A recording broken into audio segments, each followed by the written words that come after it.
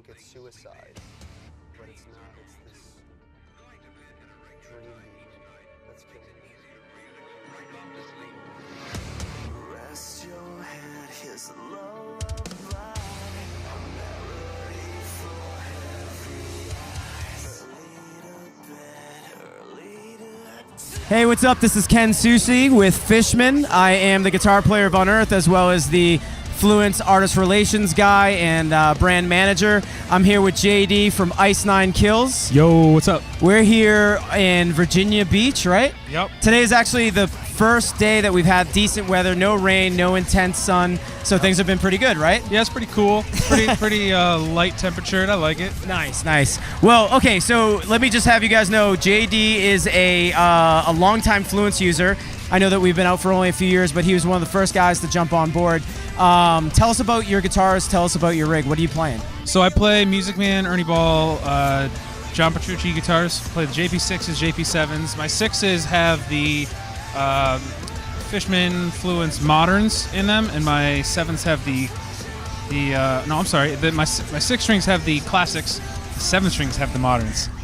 Nice. So when you play on the classics, what we have for you guys that don't know, we have multiple voicings. What voicing are you playing on? In the down position, the up position? My position, I don't know how it was originally set up, but I usually use the one that's lighter gained. So that is our quintessential PAF tone. Voice 2 is a hot-rodded kind of more muscular overwound sound. Right. But since you're using the underwound pickup, yeah, that's very similar to PAF. So I'll end up, pulling the coil tap on mine to get the voice 2, right? Voice 2 is the heavier one. So I'll use the heavier distorted one when I'm tracking and I need like extra grit for different leads and textures and stuff like that. Otherwise, it's for the most part, it's all on voice 1 and crunchier and cleaner through my tone. Nice. And what about the moderns? You said you had moderns in your other guitar, correct? Yeah, my 7-string has moderns in it, and I do the same thing with voice 1 as my main tone, and voice 2 is used for leads and things I need to cut through a little differently. I'll bump it up for like solos if I want to grab some, dive bomb, something up and down. Look at this guy doing dive bombs, being all fancy. Old school. No, so voice 1 is your quintessential active guitar tone. Voice 2 is a passive kind of more, overwound, passive sound. Right. But that's cool if that's working out for you. We're really happy to have you on board. It seems like your band's doing incredible every single show. It's like kids go crazy for these guys. They've got this great new, if you ever see Ice 9, they have this like horror show kind of thing going on. Tell us a little bit about what's going on live. Yeah, so this band has always been kind of built around that horror kind of world, but now we're really stepping a bit further into it. Our newest album coming out is going to be all about various different movies.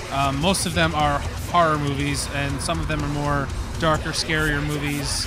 But we have things like Edward Scissorhands, Saw, Halloween, Friday the 13th, Silent Night, Deadly Night for the obscure fans and stuff. But every movie basically has a song on the album, and we are taking like inspiration from the films and from the actual scores and some of the content of the dialogues and whatnot. And it's sprinkled throughout the record with a little bit of our own flair, and it's really exciting. So what we do is we bring that to the show with the theatrics, and this time in Warped Tour, believe it or not, some of us are wearing masks and latex hoods. This guy is Jason Voorhees. I'm Jason Voorhees for the summer, and everyone's like, how are you doing that? It's like, how can you breathe? It's only just so you guys can understand what that means, is that we're out here in like 110, 120 degree weather at times, and you're in like a onesie jumpsuit with a mask on. I don't know how you do that. People ask me every day, like, how are you doing that? And it's really not that bad. It's kind of like a wetsuit. It works, and I don't die every day. So, well, you mentioned your record. So you said you use a different variety, right? You're using the classics and the moderns.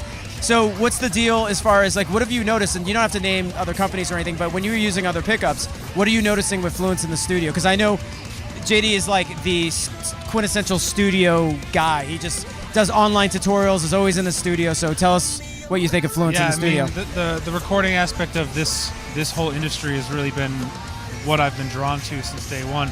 So for me, what I've noticed right off the bat when I put Fishman's in the guitar for the first time was that there's just an amount of clarity and very distinct pieces of the tone that step out and don't get lost in the saturation of most pickups. And I find that to be extremely attractive to me because, you know, when you play a full chord across the guitar, whether it's 5 strings or 6 strings, you can hear every note.